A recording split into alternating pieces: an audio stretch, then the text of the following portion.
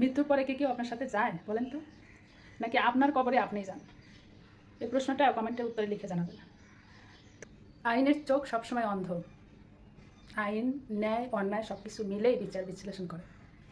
কিন্তু কিছু কিছু বিচার বিবেচনা অনেক সময় ছোট্ট একটা ভুলের কারণে বিরাট একটা ভুল হয়ে যায়।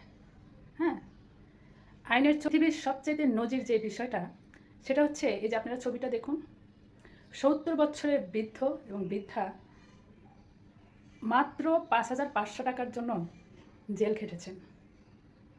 আমরা জানি যে আইনের চোখ সবসময় বাধা থাকে, সেখানে ন্যায় বিচার হয়।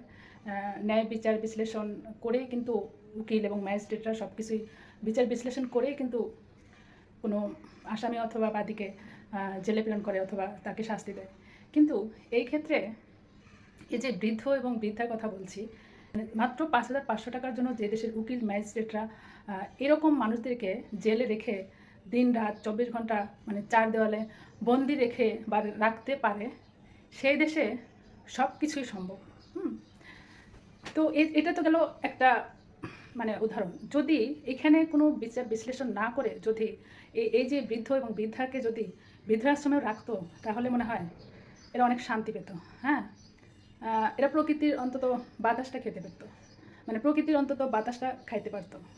মানে ৫ জন ১০ জনের সাথে কথা বলে অন্তত এরা ৫টা মিনিট ১০টা মিনিট কাটাইতে পারতো। কিন্তু এই বয়সে জেল খাটা মানেই হচ্ছে মৃত্যুর সমতুল্য।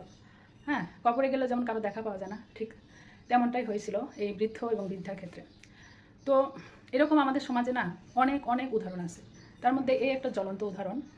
তো দেখবেন যে যখন কেউ ভুল করে, শুধু ম্যাজিস্ট্রেট বা উকিলরাই কেন, এরকম মানে বাংলাদেশে অনেক কিছুই, যেমন যদি পারে একজনকে ভুল করে সেটার প্রতিফলন কিন্তু অন্যরাও পায়। যদি ধরেন যে বংশগতভাবে কেউ ভুল করে, সেটার প্রতিফলনও কিন্তু অন্য কেউ পায়। যদি পরিবারে কেউ মানে এরকম আছে, উদাহরণ অনেক আছে যেগুলো আসলে বলা বাহুল্য। তো এরকম যখন আমরা কোনো পুরুষ যখন ভুল করে, তখন আমরা সব পুরুষের দোষ দিই। মানে একজন পুরুষ ভুল করবে, সব পুরুষের দোষ দেবো। আবার একজন মহিলা ভুল করবে, আবার সব মহিলাদেরকে টেনে হেসে নিয়ে আসবো। পৃথিবীর মানুষের নিয়মই এরকম, আমরা প্রত্যেকটা মানুষই এরকম। মানে একজনের ভুল 10 জনের উপর চাপাই দেয়। আচ্ছা, তো একটা কথাই আছে না, পাপ করবে যে খালে পড়বে সে। পাপের যার যার পাপের শাস্তি সেই কিন্তু পাবে। আপনার পাপের শাস্তি কিন্তু আমি পাবো না। এখন মৃত্যু পরে কী হবে সেটা আমরা কেউ বলতে পারি না। হ্যাঁ, কিন্তু এদেরকে জেলে না দিয়েও অনেক কিছুই করতে পারতো, কিন্তু সেই উকিল বা ম্যাজিস্ট্রেটরা এটা করেনি।